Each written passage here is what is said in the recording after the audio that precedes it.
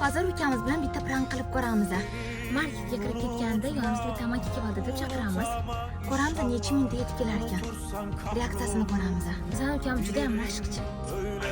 Alo, boss. Chiqasanmi? Yo'q, hozir 5-10 minutda chiqaman, o'chirda turaman. Ha. Qara, yonimizga bitta amaki keldi, bilmadik nimagadir yonimizga turib olib ketmayapti. Nima deyapti? Bilmadik. O'chirib qo'ydi, jahli chiqsa hozir shart o'chiradi.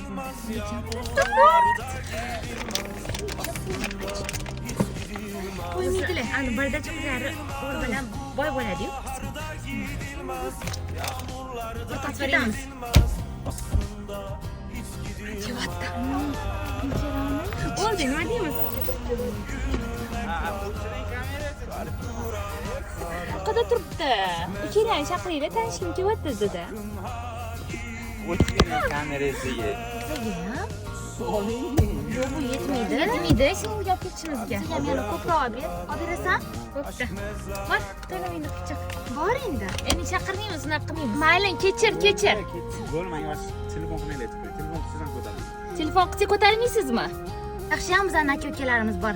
Har doim o'zligini, ayolligini, opasiligini himoya qilishadi. Boriga shukr. Javob ketdi.